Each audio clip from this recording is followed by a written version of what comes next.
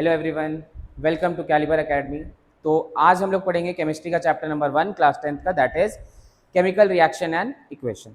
अब अगर क्लास में बात करूं what is a chemical reaction, मैं पूछूं अगर what is a chemical reaction, तो एनी चेंज, केमिकल चेंजेस के बारे में आपने पढ़ा है क्या होता है। ऐसा चेंज जनरली किस तरह का होता है, इरिवर्सिबल। किस तरह का है, इरिवर्सिबल। ओके, तो अगर मैं बोलूं कोई भी ऐसा चेंज जो इरिवर्सिबल है, उसमें से गैस रिलीज हो रहा है, यानी कि if I say it would B evolution of gas, gas evolve हो रहा है, उसके अंदर टेम्परेचर चेंजेस आ रहे हैं। क्या आ रहे हैं, टेम्परेचर चेंजेस।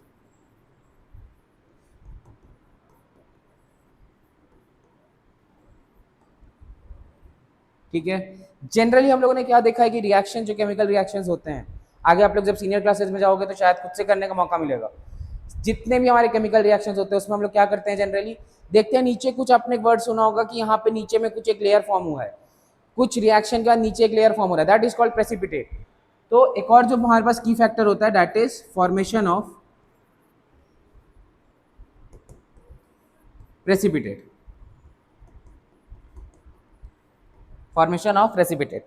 तो कोई भी ऐसा चेंज जिसमें आपके पास गैस इवॉल्व हो, ठीक है, आपके पास टेम्परेचर चेंज हो और आपके पास प्रेसिपिटेट का फॉर्मेशन हो, that kind of changes are called chemical changes. और जहां कहीं भी ये केमिकल चेंजेस होती है in terms of chemistry, it is known as chemical reactions. तो चलिए क्लास हम लोग अगर आगे मूव करते हैं, let's move to some topic which is basic denotations of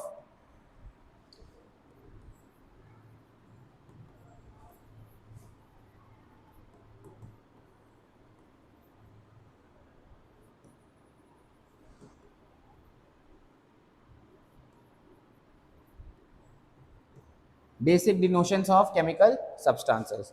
अब अगर मैं बात करूं कि अगर मेरे पास एक रिएक्शन अकर हो रहा है, let suppose I am mixing AgNO3 with HCl, क्या मैं हर बार ये लिख सकता हूँ कि मेरे पास AgNO3 सॉलिड फॉर्म में है या HCl मेरे पास लिक्विड फॉर्म में? नहीं। तो there are some certain denotations, like if I write S, it is denoted for solid. क्या होता है, सॉलिड। सिमिलरली वेरी इजीली अगर मैं कहूँ L का मतलब क्या हो जाता है, लिक्विड, और G का मतलब गैस। इतना तो आई गेस कॉमन है, इसका तो कोई प्रॉब्लम नहीं है। जनरली आपने देखा होगा किसी भी सब्सटेंस के आगे कोई भी केमिकल रिएक्शंस में हमें क्या दिखता है, ब्रैकेट में S, L, G। और एक और चीज जो हमें दिखता है that is called AQ, it is called aqueous.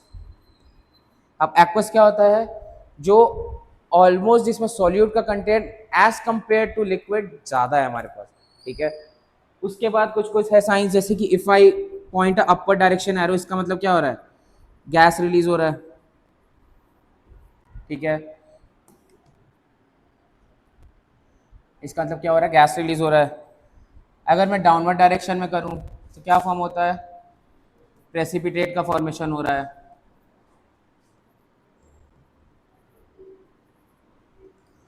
अगर मैं रिएक्शन के ऊपर में एरो लगा दूं, डॉट लगा दूं, डेल्टा बनाऊं, डेल्टा किसका साइन होता है class, any idea? Delta is a sign for heat. अब क्या लग रहा है, एरो के ऊपर लग रहा है, इसका मतलब क्या रहा है, वो रिएक्शन में इन्वॉल्व हो रहा है तब जाकर रिएक्शन हो रहा है, तो हम इसको क्या कहेंगे, हीट एब्जॉर्ब,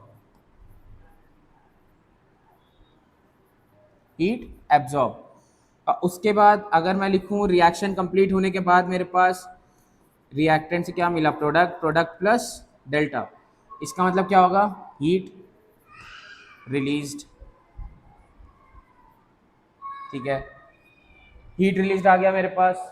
अब अगर मैं बोलूं क्लास इन सब के अलावा अगर मेरे को कभी ये दिखाना पड़े कि जो मेरा रिएक्शन है ये किस स्टेट में हो रहा है, तो हम लोग इसमें से कोई भी अगर एक को यूज करें तो हम लोग का ये चीज रिएक्शन में फॉर्म हो सकता है।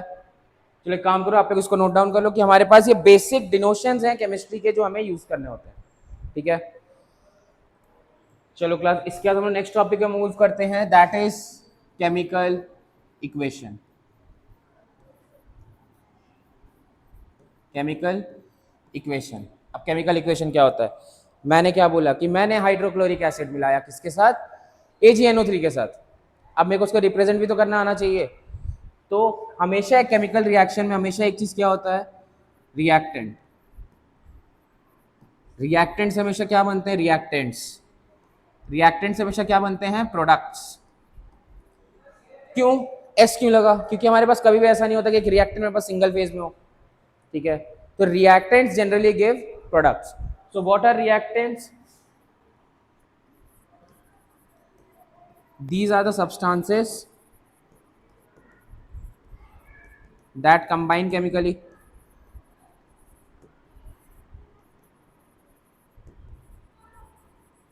These are the substances that combine chemically. ठीक है, ये सब जब आपस में रिएक्ट करे या रिएक्ट विथ ईच अदर, या अगर मैं दूसरे टर्म से बोलूं क्लास, दैट कंबाइन केमिकली और रिएक्ट विथ ईच अदर.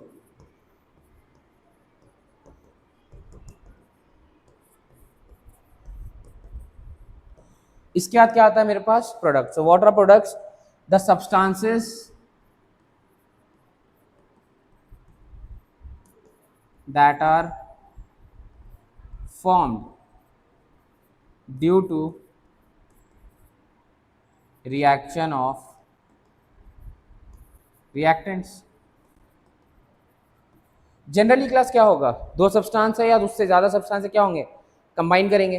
तो जो चीज कंबाइन करते हैं रिएक्शन में, दैट आर कॉल्ड रिएक्टेंट. जिस चीज का फॉर्मेशन होता है, that is called product. Understood? तो अगर मैं कोई भी एक इक्वेशन लूं, अगर मैं इसी थीसिस पे अगर कोई भी एक इक्वेशन लूं क्लास, इसको आप लोग नोट डाउन कर लीजिएगा. अगर मैं कोई भी एक रिएक्शन लूं, let suppose if I take example NaCl plus AgNO3,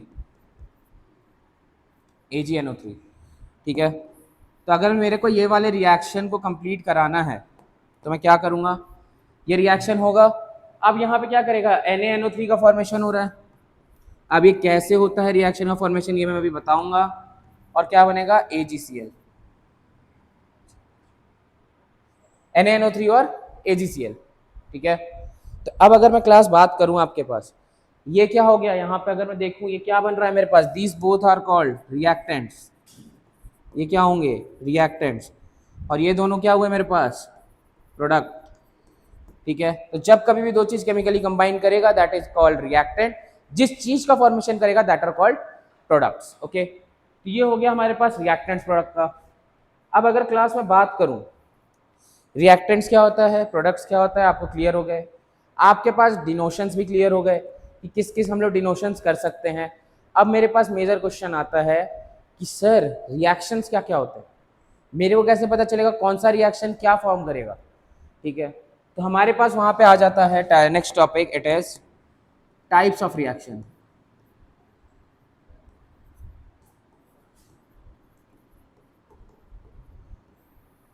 types of reaction class अगर मैं बोर्ड्स के पर्सपेक्टिव से बोलूं, अगर आपको 10th क्लास के लिए, it is a very major topic that you have to know which type of reaction it is.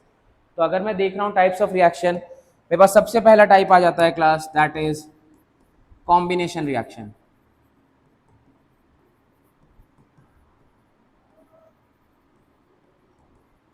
अब कॉम्बिनेशन रिएक्शन क्या होगा क्लास? लेट सपोज कि अगर मेरे पास कोई भी दो सब्सटेंस है, सब्सटेंस ए और सब्सटेंस बी, वो दोनों अगर कंबाइन हो जाएं और एक प्रोडक्ट बनाए, क्या हो रहे हैं? दो या उससे ज्यादा रिएक्टेंट्स कंबाइन होके एक सिंगल प्रोडक्ट बनाए, that is called combination reaction. Combination में क्लास देखो एक वर्ड यहाँ पे से अगर मैं डिराइव करूं, इट इज कंबाइन. वो क्या आया? कंबाइन. तो अगर मैं इसका डेफिनेशन लिखूं, when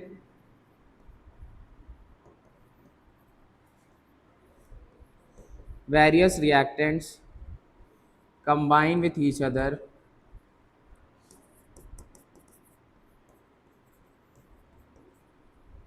to form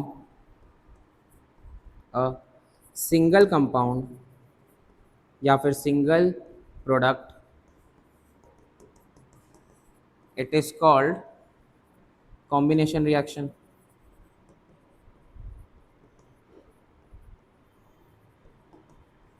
it is called combination reaction. अब कॉम्बिनेशन में मेरे को एक वर्ड तो मिला क्लास, दैट इज कंबाइन. तो जब कभी भी मेरे पास रिएक्टेंट्स जो होंगे कंबाइन करेंगे एक दूसरे से, तब वो क्या बनाएंगे? एक single product, and that is called combination reaction. तो आप लोग इसको नोट डाउन करिए, मैं तब तक एक एग्जाम्पल बताता हूँ आपको. अगर क्लास में सोचूं एक बार कि किस तरह के एग्जाम्पल होंगे, लेट सपोज मेरे पास एक एलिमेंट है कार्बन. क्या है? कार्बन. कार्बन किसके साथ रिएक्ट किया? ऑक्सीजन के साथ. सबसे इजी कॉम्बिनेशन है। अब मेरे को क्या पता है, कार्बन ऑक्सीजन मिल रहा है, I will get a substance that is known as carbon dioxide. क्या मिला मेरे को, CO2। अब यहाँ पे क्या है, दो प्रोडक्ट दिख रहे हैं, दो रिएक्टेंट दिख रहे हैं, ये दोनों क्या हुए, रिएक्टेंट। प्रोडक्ट कितना है आपके पास, दो रिएक्टेंट मिलके कितने प्रोडक्ट बनाए, एक सिंगल प्रोडक्ट। ठीक है, तो ये क्या होता है, इस तरह का reaction is called combination reaction. It is generally denoted as कि अगर मैं इसको डिड्यूस करूं तो क्या मैं इस तरह का लिख सकता हूं कि A एक कंपाउंड है, B एक कंपाउंड है, इससे मेरे को क्या मिल गया, AB। A एक कंपाउंड था, B एक कंपाउंड था, उससे मेरे को क्या मिल गया, AB। ठीक है, तो कॉम्बिनेशन रिएक्शन क्या होता है क्लास, जहां पे हमारे पास वेरियस रिएक्टेंट्स कंबाइन करके सिंगल प्रोडक्ट बनाते हैं। क्लियर। अब चलो हम लोग नेक्स्ट टाइप ऑफ रिएक्शन में मूव करते हैं, and that is decomposition reaction. Decomposition class देखो इतना आसान अगर मैं बोलूं तो टॉपिक तो है नहीं। डीकंपोजिशन रिएक्शन में देयर आर मेनी टाइप्स, पर डीकंपोजिशन का अगर मैं मोटा मोटी लेखा जोखा बताऊं तो क्या आएगा, मेरे पास एक सिंगल रिएक्टेंट होगा, उससे मल्टीपल प्रोडक्ट आएंगे। सिमिलरली अगर मैं देखूं क्या हो रहा है कॉम्बिनेशन रिएक्शन का उल्टा, तो if I say it would be written as AB gives A plus B। ठीक है, तो क्या आएगा मेरे पास, AB ब्रेक होके AB दे रहा है। एक तरीका से क्या दिख रहा है कॉम्बिनेशन रिएक्शन का उल्टा। सो बोर्ड्स में class many time it is asked why combination reaction is called alternate of decomposition reaction और अपोजिट ऑफ डीकंपोजिशन रिएक्शन। क्यों, because in the combination reaction we see that we get two reactants and a single product, and in this case of decomposition reaction we see a single reactant breaks into multiple products। तो अगर मैं class इसका definition लिखूं क्या लिखूंगा, single reactant gives multiple products। Single reactant gives multiple products. अब class इसमें जो होते हैं डीकंपोजिशन रिएक्शन भी तीन तरह के होते हैं। तो अगर मैं वर्ड से क्लियर करूं तो सबसे पहला टाइप पढ़ते हैं हम लोग, and that is thermal decomposition. Thermal decomposition reaction. अब thermal decomposition reaction class word अगर मैं थर्मल बोलूं, थर्म, इससे क्या मेरे को एक वर्ड याद आता है सबसे कॉमन, थर्मामीटर। अब थर्मामीटर से हम लोग क्या मेजर करते हैं, हीट। तो जो ये वाला डीकंपोजिशन रिएक्शन है ये generally is measured on the basis of, they generally occur in the presence of heat. तो अगर मैं बोलूं तो इसको किस तरह से डिफाइन कर सकता हूं, decomposition due to heat. Decomposition due to heat. देखो तो अगर मैं इसका बेसिक वाला फॉर्मूला लिखूं ऊपर वाले के जैसे, तो क्या होगा, AB है मेरे पास, AB से मेरे को क्या मिलेगा, A प्लस B, ये तो क्लियर है हमें, पर एक साइन आएगा हीट। याद है क्लास मैंने अभी स्टार्टिंग में लेक्चर्स में क्या बताया था डिनोशंस के बारे में। अब डिनोशन में अगर एरो के ऊपर में आ रहा है तो क्या हो रहा है, वो रिएक्शन में इन्वॉल्व हो रहा है, यानी कि हीट ऑब्जर्व हो रहा है। ठीक है, तो जनरली दिस अच्छा टाइप्स ऑफ रिएक्शन अभी फिर मैं एक्सप्लेन करूंगा आगे। अगर मैं इसका एग्जांपल बोलूं क्लास, तो मेरे पास एक रिएक्टेंट होता है, एक कंपाउंड है, that is CaCO3। It is called calcium carbonate. Calcium carbonate. अब मैं जब कभी भी कैल्शियम कार्बोनेट को हीट करूंगा मेरे को CaO आएगा और CO2 गैस रिलीज होगी। ठीक है, ये सॉलिड फॉर्म में आया, ये सॉलिड फॉर्म में मिलेगा और ये गैस रिलीज हो गई ना। ठीक है, अब मैं क्या देख रहा हूँ, CaO को क्या कहते हैं हम लोग, कैल्शियम ऑक्साइड। CO2 के लिए तो आई गैस अभी तक क्लियर हो ही गया होगा, इट इज कार्बन डाइऑक्साइड। तो देखो CaCO3 को जब हम लोग हीट कर रहे हैं हमें क्या मिल रहा है, कैल्शियम ऑक्साइड और CO2। क्लास कैल्शियम ऑक्साइड का आप लोग जनरली देखोगे नेम क्विकलाइम। याद रखना कभी कभी क्वेश्चंस में डायरेक्टली आपको क्या देता है कि what is quicklime, what happens when we use quicklime. ठीक है, तो ये क्या हो गया, थर्मल डीकंपोजिशन रिएक्शन। इसके बाद नेक्स्ट हम लोग मूव करें तो दैट इज इलेक्ट्रोलिटिक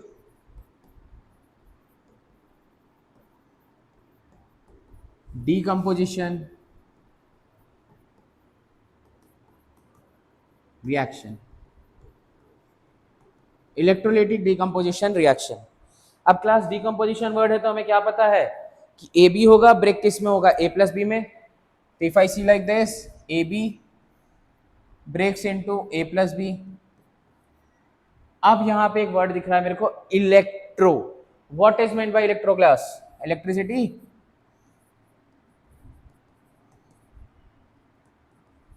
तो यहां पे भी होगा due to the presence of electricity.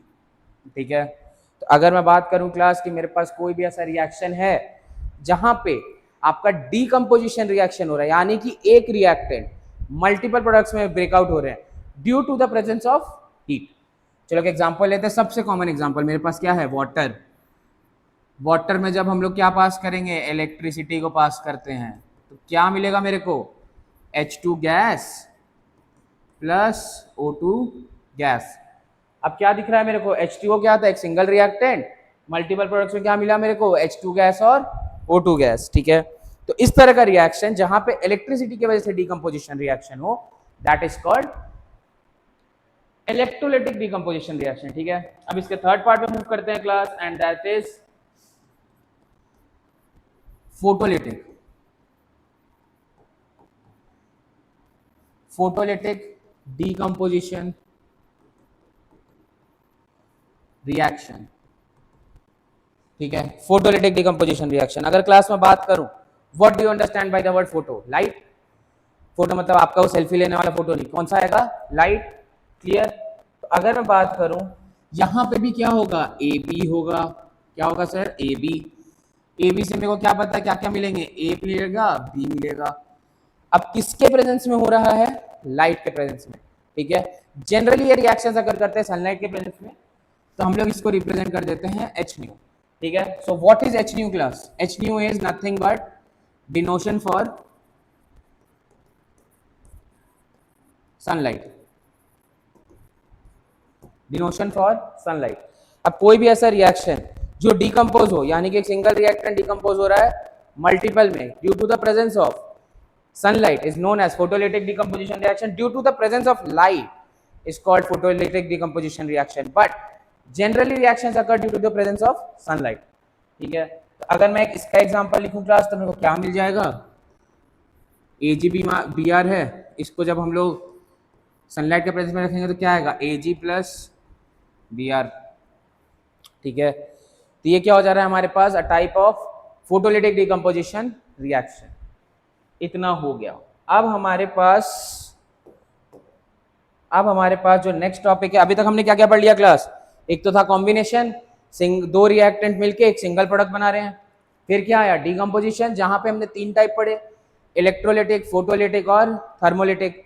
इसमें क्या थे, एक रिएक्टेंट था, मल्टीपल प्रोडक्ट्स थे। ठीक है, अब इसके बाद हम लोग पढ़ते हैं class third type of reaction, and that is called displacement reaction. Displacement reaction. अब डिस्प्लेसमेंट रिएक्शन क्या होता है सर? डिस्प्लेस से क्या पता चल रहा है कि मैं कोई चीज को कहीं और कर दूं। डिस्प्लेस वर्ड से अगर मैं पूछूं class, what do you understand by the word displace? एक चीज यहां था, मैंने उसको वहां कर दिया। तो what is displacement reaction? When a type of reaction, जैसे लेट सपोज मेरे पास एक एलिमेंट है ए, एक कंपाउंड है BC। ठीक है, एक एलिमेंट ए है और एक कंपाउंड है BC। अब क्या होगा, रिएक्शन होगा, और रिएक्शन में वो क्या पता है, ए रिप्लेस कर देगा, डिस्प्लेस कर देगा बी को, और जो अब नया रिएक्टेंट बन रहा है, जो नया प्रोडक्ट बन रहा है, that forms is called AC plus B. क्या दिखा, जो एक एलिमेंट था उसने दूसरे को लात मारी उसके कंपाउंड में से, नया एलिमेंट बना मेरे पास, and that is called displacement reaction. तो क्लास इसका जो डेफिनेशन है ये इतना इजी तो है नहीं। अब कोई भी कंपाउंड किसी को भी तो डिस्प्लेस कर नहीं सकता, तो इसका अगर मैं डेफिनेशन लिखूं, it is called, it is a type of reaction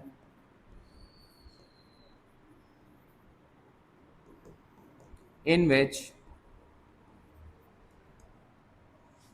higher reactive metal displaces less reactive metal from its electrolyte. और कंपाउंड। अब एक क्लास मैंने वर्ड यूज किया यहाँ पे, क्या, हायर रिएक्टिव और लेस रिएक्टिव। अब ये क्या होता है सर, अब हम कैसे पहचाने कौन सा हायर कौन सा लेस? तो इस पे मैं एक अलग से कुछ एक शॉर्ट सा वीडियो डाल दूंगा ताकि आप लोगों को ज़्यादा लेक्चर्स में फंबल होने की जरूरत ना पड़े। एक शॉर्ट सा ट्रिक वाला वीडियो डाल दूंगा जहाँ पे आपको दिख जाएगा कि which are higher reactive and which are less reactive. अभी के लिए आप लोग क्या समझ रहे, जो हायर रिएक्टिव मेटल्स होते हैं they displace less reactive metal and the most reactive metal is sodium. Sodium कैसे रिएक्ट करता है, जैसे हवा में डालोगे क्या होगा, जल जाएगा। चलो तो इस पे एक एग्जांपल देख लेते हैं। लेट सपोज मेरे पास एक कंपाउंड है HCl, इसको मैंने रिएक्ट करा दिया सोडियम के साथ। अभी सर आपने क्या बोला कि सोडियम बहुत ज़्यादा रिएक्टिव है, ये क्या करेगा, H को हटा देगा। तो H क्या होगा यहाँ पे से, डिस्प्लेस। तो जो कंपाउंड बनेगा मेरे पास क्या बनेगा, NaCl, नमक तो सुने हो आप लोग, प्लस H2 गैस रिलीज हो जाएगा। तो इस तरह का रिएक्शन जहाँ पे हायर रिएक्टिव मेटल क्या कर रहा है, डिस्प्लेस कर रहा है लेस रिएक्टिव मेटल का, इट्स कॉल्ड डिस्प्लेसमेंट रिएक्शन। ठीक है, अब इसके बाद डिस्प्लेसमेंट भी क्लियर हो गया। अब क्या आएगा topic, now the next topic is double displacement reaction.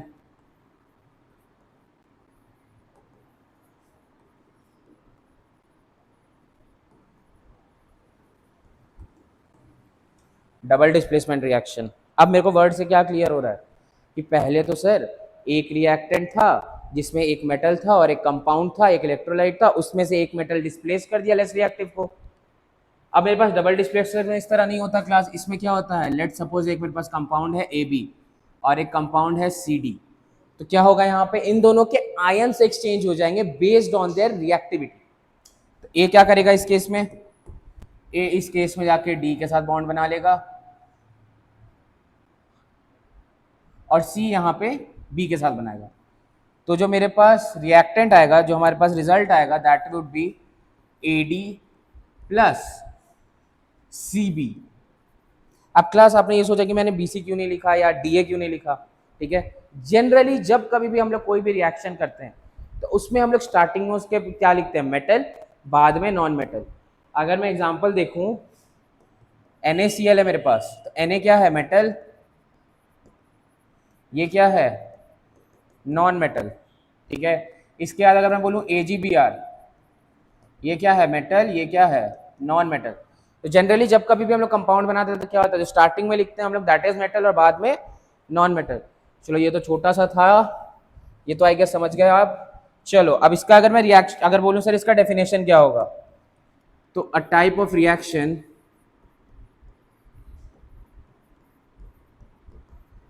in which ions gets exchanged based on reactivity, based on reactivity. अब देखो क्लास, अगर मैं बोलूं मेरे पास एक कंपाउंड है NaNO3 और एक कंपाउंड है AgCl, क्या होगा इसमें टेक्निकली, मेरे को पता है ये मेटल है और ये मेटल है, और मेरे को ये भी पता है कि सर ये नॉन मेटल है, ये नॉन मेटल है। तो अब क्या होगा, Na जाके Cl के साथ बॉन्ड बना लेगा और Ag जाके NO3 के साथ। तो क्या फॉर्म करेगा यहाँ पे देखो, NaCl प्लस AgNO।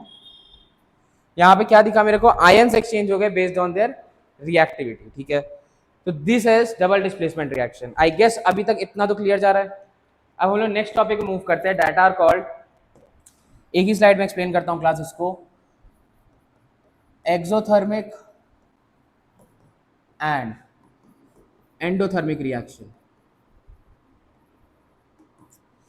एक्सो और एंडो, एंडो से क्या पता चल रहा है क्लास, अंदर, एंडो से क्या पता चल रहा है, अंदर, एक्सो से बाहर। ठीक है, तो कोई भी एक टाइप ऑफ रिएक्शन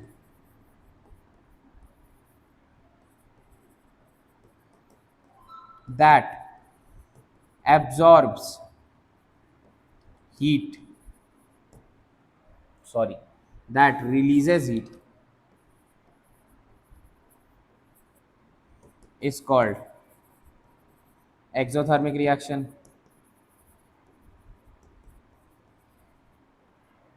ठीक है, और एंडो क्या हो जाएगा, type of reaction that absorbs heat to form product. ठीक है, अब अगर एक मैं क्लास बात करूं तो मेरे को क्या पता है कि जब कभी भी कोई भी रिएक्शन में मैं अगर हीट को डालूंगा तो वो रिएक्शन क्या हो जाएगा, एंडोथर्मिक रिएक्शन। अगर वो हीट को लेके रिएक्शन कर रहा है, बिना हीट के रिएक्शन कर नहीं पा रहा, तो किस तरह का रिएक्शन होगा, एंडोथर्मिक।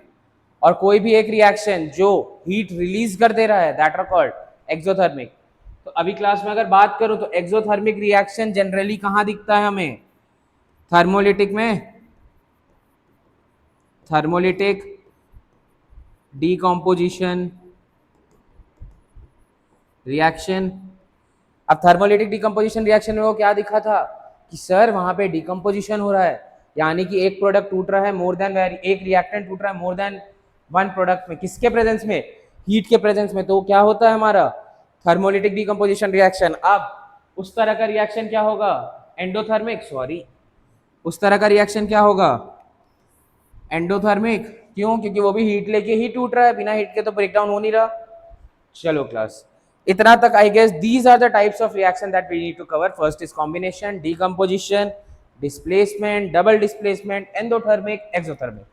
ठीक है, अब इसके बाद क्लास हम लोग मूव करते हैं टॉपिक ऑफ, जो एक मेन टॉपिक आता है आपके पास, and that is called balancing of chemical equation. अब आप लोगों को क्या दिखेगा, ये एक जो टॉपिक है सर ये तो बहुत हार्ड है, बैलेंसिंग ऑफ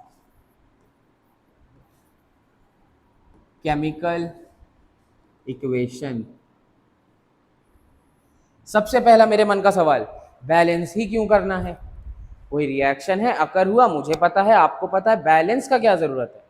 तो we know there is a law that you studied in class 9 and it is known as law of conservation of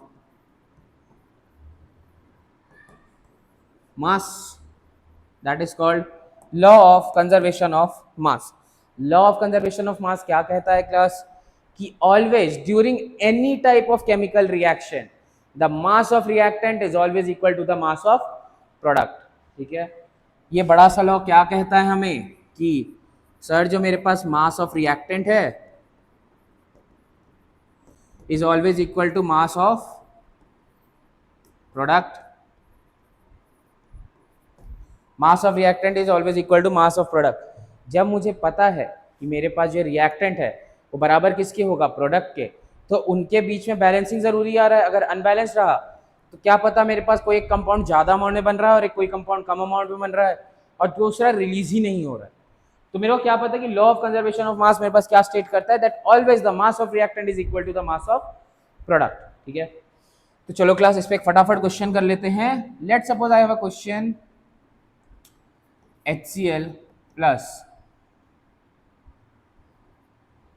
MgSO4, ये क्या बना दिया मेरे पास, MgCl2 प्लस H2SO4।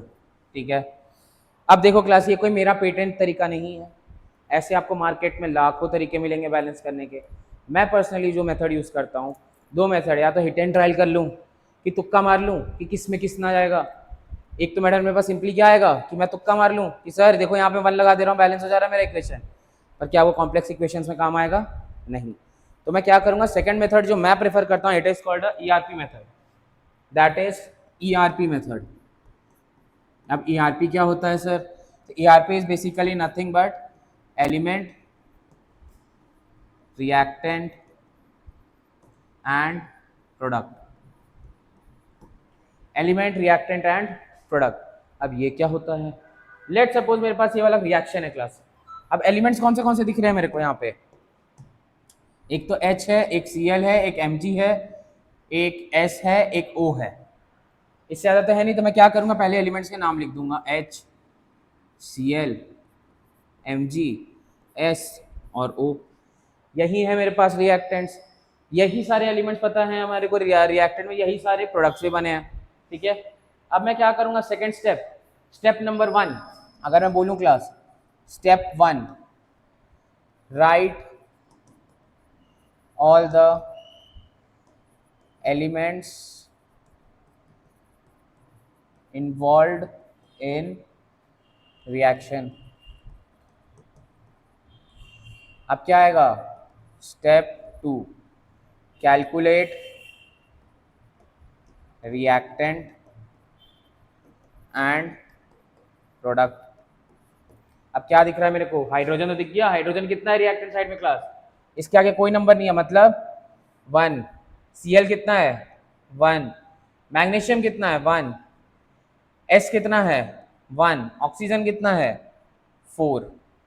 क्यों O4 दिख रहा है मेरे को? ठीक है। सिमिलरली मेरे को क्या करना होगा? प्रोडक्ट के साइड में कैलकुलेशन। प्रोडक्ट में मैग्नीशियम कितना है? नहीं, हाइड्रोजन चालू करते हैं। हाइड्रोजन कितना हो गया यहाँ पे? 2। क्लोरीन कितना है क्लास यहाँ पे? 2। यहाँ पे मैग्नीशियम कितना है? 1। सल्फर कितना है? 1। ऑक्सीजन 4। तब मेरे को क्या दिख रहा है? स्टेप 3 पे मूव करने का टाइम आ गया। अब स्टेप 3 क्या कहता है क्लास मुझे? Step 3 tells balance one element at a time. Balance one element at a time. अब देखो यहाँ से थोड़ी सी चीजें कॉम्प्लिकेटेड हो सकती हैं। हाइड्रोजन यहाँ कितना है? 1, यहाँ 2। क्या law of conservation of mass follow किया ना? तो मैं क्या कर सकता हूँ? सिंपली यहाँ पे 2 लगा दूं क्लास। अब जब कभी भी आप बैलेंस करते हो, there is a simple rule that you have to follow, and that is you can always add a number in front of the reactant, not in middle of it. मतलब अगर ऐसा नहीं है कि मेरे पास Cl है तो मैं यहाँ पे 2 लगा दूं, हमेशा रिएक्टेंट के आगे ऐड होगा। ठीक है, तो यहाँ पे वो क्या दिख रहा है? 2। अब जैसे मैंने यहाँ पे 2 किया तो सर ये भी 2 हो गया। ये चीज तो मेरे पास बैलेंस हो गए, इसका तो कोई दिक्कत नहीं। अब सेकेंड थिंग क्या दिख रहा है? जब मैंने इसको 2 किया तो क्लोरीन भी कितना हो जा रहा है यहाँ पे? 2। तो क्लोरीन को भी मैं क्या कर देता हूँ? 2। अब मेरे को क्या दिख रहा है? हाइड्रोजन बैलेंस हो गया, क्लोरीन बैलेंस हो गया, मैग्नीशियम भी बैलेंस्ड है ऑलरेडी, सल्फर तो है ही और ऑक्सीजन भी है ही। अब क्या ये रिएक्शन बैलेंस्ड है? Yes, this reaction follows the law of conservation of mass as the number of reactant and the number of products are equal. ठीक है, तो अब मेरे को क्या दिखा? ये है, ये एक बहुत बेसिक इजी क्वेश्चन था। आप लोग प्रैक्टिस करिए इस पे क्वेश्चन कि ईआरपी टेबल को यूज करके हम लोग बैलेंस कैसे करें। अब ईआरपी टेबल के अलावा एक स्टिचियोमेट्रिक कोफिशिएंट वाला मेथड है, ABC वाला, बट आई प्रेफर कि दैट इज वेरी कॉम्प्लिकेटेड। यहाँ पे क्या है? एक बार में एक को आप बैलेंस करिए। अब मेरे को क्या दिक्कत है? यहाँ पे जैसे ही मैंने 2 लगाया, हाइड्रोजन तो 2 हो गया, पर उसके साथ क्लोरीन के साथ भी छेड़छाड़ हुई। क्लोरीन कितना हो गया? 2 हुआ, तो मैंने क्लोरीन में भी क्या कर दिया? 2। क्लियर? चलो, balancing of chemical reaction is a very vital part of this chapter. अब क्लास अगर मैं बात करूं तो इस चैप्टर में बैलेंसिंग के बाद आपके पास क्या बच जाता है? कुछ certain topics like oxidation, reduction. क्या आप लोगों ने ये बात कभी सुनी है? Let's move to our next topic and that is oxidation and reduction. तो ऑक्सीडेशन क्या होगा क्लास? पहले मैं डेफिनेशन लिख देता हूं। If any element gains oxygen or loses electron are called is called oxidation, is called oxidation। अब कोई भी ऐसा कंपाउंड जहां पे कोई भी ऐसा एलिमेंट क्या कर रहा है, अगर आपके पास वो ऑक्सीजन को गेन कर रहा है या इलेक्ट्रॉन को लूज कर रहा है।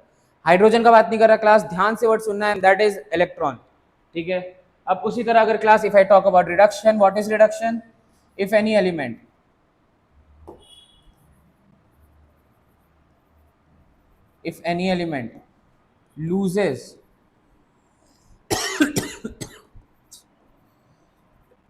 loses oxygen or gains electron,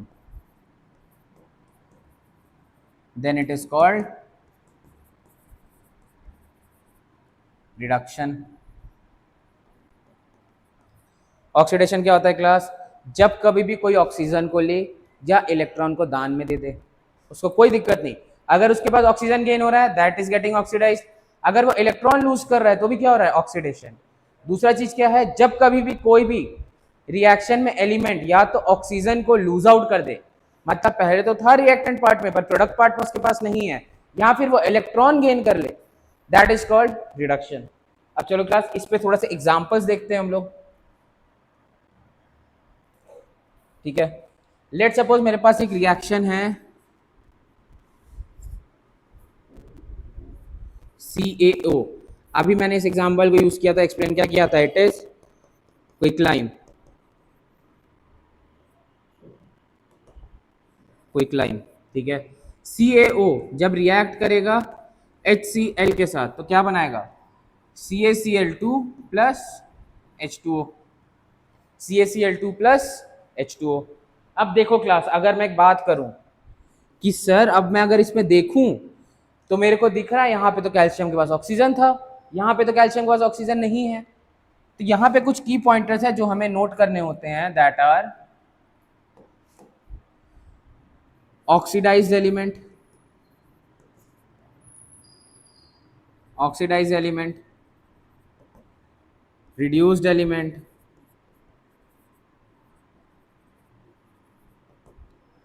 oxidising agent,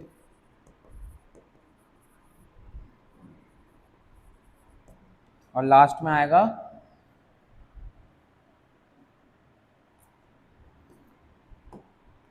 reducing agent.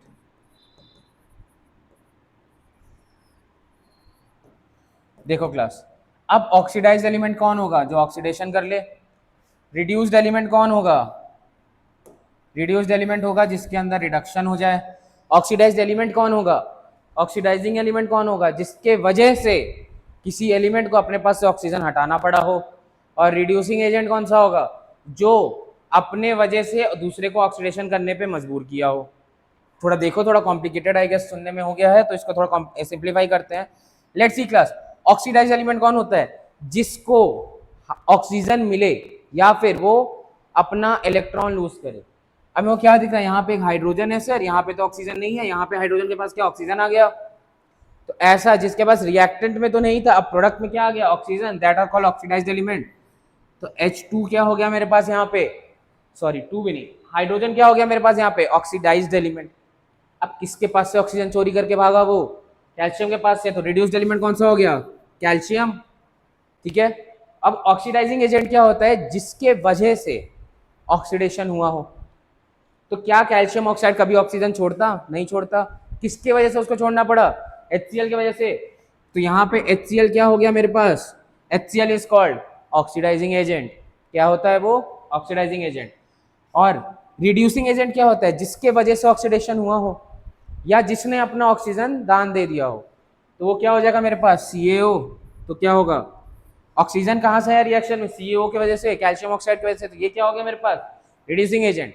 Oxidising agent कौन सा था मेरे पास, जिसके वजह से ऑक्सीडेशन हुआ, ऑक्सीडेशन हुआ किसकी वजह से, हाइड्रोक्लोरिक एसिड की वजह से, दैट इज HCl, ठीक है।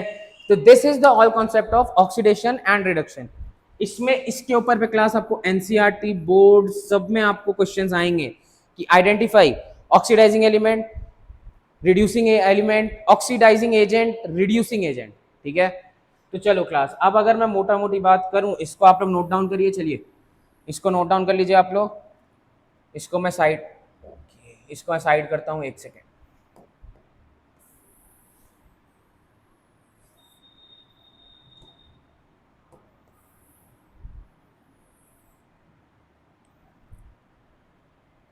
इसको आप लोग लिख लीजिए, इंपॉर्टेंट टॉपिक है। चलो क्लास, अब मेरे को पता है ऑक्सीडेशन क्या होता है, जिसके पास ऑक्सीजन आए, रिडक्शन क्या होता है, जिसके पास से ऑक्सीजन चले जाए। अब जहां पे मेरे पास ये दोनों चीज साथ में हो एक ही रिएक्शन में, that is called redox reaction,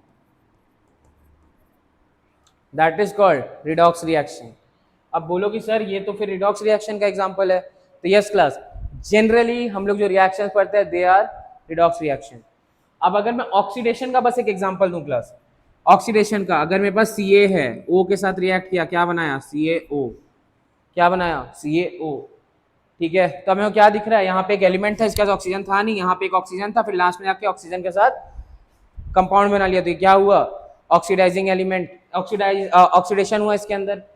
अब रिडक्शन का अगर बोलूं क्लास, तो वापस CaO है, मैंने इसको हीट किया, कैल्शियम प्लस ऑक्सीजन हो गया, ठीक है। तो मेरे को क्या दिख रहा है, इसके पास पहले ऑक्सीजन था, रिएक्शन का इसके पास ऑक्सीजन नहीं है, इट इज कॉल्ड रिडक्शन। अब जब ये दोनों रिएक्शन एक बार में हो, जहां पे ऑक्सीडेशन और रिडक्शन दोनों एक साथ हो रहे हैं, like this type of reaction is called redox reaction. क्या होता है ये? Redox reaction. चलो क्लास, अब इसके बाद हम लोग थोड़ा एक नेक्स्ट टॉपिक में मूव करते हैं, दैट इज कॉल्ड कोरोजन। एक टॉपिक है आपने एनसीईआरटी में पढ़ा होगा, दैट इज कॉल्ड कोरोजन। चलो, कोरोजन से क्या समझ में आता है? Sir, that is a metal and that corrodes. Does every metal corrode? Yes, every metal does corrode based on their reactivity. Reactivity के बेसिस पे हर एलिमेंट कोरोड करता है, हर मेटल कोरोड करता है, ठीक है। अब अलग अलग मेटल जो कोरोड करते हैं उनके अलग अलग नाम है। जैसे कि अगर मैं कहूं what is the corrosion of iron called? Corrosion of iron. Corrosion of iron को हम लोग क्या कहते हैं क्लास? सुना होगा आपने नाम, दैट इज रस्टिंग। क्या होता है वो? Rusting. And what is corrosion of any other metals called? उनके अलग अलग मेटल्स के अलग अलग नाम है, ठीक है। तो हम लोगों ने क्या पढ़ा यहाँ पे? Corrosion of iron. Corrosion of iron को हम लोग क्या कहते हैं? रस्टिंग। रस्टिंग में क्या होता है? हमारे पास जो आयरन होता है वो मॉइस्चर के प्रेजेंस में एक ब्राउन लेयर का फॉर्मेशन करता है। क्या करता है? ब्राउन लेयर का फॉर्मेशन करता है, जिससे वो मेटल खराब होने लग जाता है, that starts to corrode and that process is called rusting. Rusting की वजह से एक ब्राउन कलर का लेयर ऊपर आता है, उससे क्या होता है? मेटल भी पतला हो जाता है और मेटल खराब भी हो जाता है। जंग लगा हुआ मेटल को क्या होता है? आसानी से तोड़ लोगे। क्यों? क्योंकि उसका जो लेयर है वो अब क्या हो गया? बॉन्ड उसके जो है ऊपर वाले कमजोर हो गए due to the formation of rust. That reddish orange layer is called rust, ठीक है। Reddish brown, it is called rust, ठीक है। इसके वजह से क्या चीज का फॉर्मेशन हो जाता है? रस्ट का, जिसके वजह से हमारे पास उसमें क्या आ रहा है? कोरोजन हो रहा है उसका, and it is called rusting. Similarly class, redox, यहाँ पे कहूँ मैं redox reaction in our day to day life में आप लोगों ने एक टर्म पढ़ा होगा and that is called rancidity. Rancidity क्या होता है? It is simply oxidation of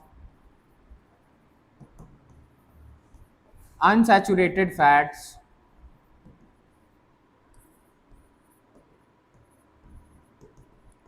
of food। अब क्लास बताओ, अनसैचुरेटेड फैट्स ऑफ फूड का क्या होगा? अब जनरली हमने क्या देखा है कि गर्मी के मौसम थे अभी तक, कोई भी खाने को अगर मैं बाहर रखता हूँ क्या आता है? उसमें से फाउल स्मेल आता है, ठीक है। फाउल स्मेल आता है, उसका टेस्ट कैसा होता है? सावर, ठीक है। कोई भी ऐसा सावर जो फूड होता है जो बाहर रखा रहता है, जिसका स्मेल खराब हो जाए, जिसका टेस्ट खराब हो जाए, that are called rancidity. It is due to the formation, due to the method process called rancidity. अब रैंसिडिटी होता क्या है? फूड का सड़ना। अगर मैं इसको नॉर्मली एक्सप्लेन करूं तो ये क्या हो जाएगा? क्लास थोड़ा हिंदी पे मेरा ध्यान देना, वो नहीं आती मेरे को उतना, ठीक है। दैट इज कॉल्ड सड़ना, ठीक है। तो जो फूड का सड़ना होगा दैट इज रैंसिडिटी। अब आपको मेथड्स पढ़ने हैं कुछ कुछ, जैसे कि अगर आपको रैंसिडिटी से बचाना है तो आप क्या कर सकते हो? Nitrogen flushing. पहला चीज क्या आ जाता है? Nitrogen flushing. अब अगर कोई बच्चा ये कह रहा है कि सर मैंने आज तक तो ये कभी नहीं सुना, लेस का पैकेट फाड़ते हो, गैस रिलीज होता है, हवा भरा रहता है उसके अंदर, तो जो गैस रिलीज हो रहा है दैट इज नाइट्रोजन गैस। अब नाइट्रोजन क्या करता है? उसको ऑक्सीडाइज होने से बचा देता है, ठीक है। पहला तो मेथड हो गया नाइट्रोजन फ्लशिंग। दूसरा क्या हो गया? Keeping in air tight containers, air tight containers. अब अगर हवा जाएगा ही नहीं तो खराब होगा ही नहीं। तीसरा मेथड आता है हमारे पास एंड दैट इज रेफ्रिजरेशन।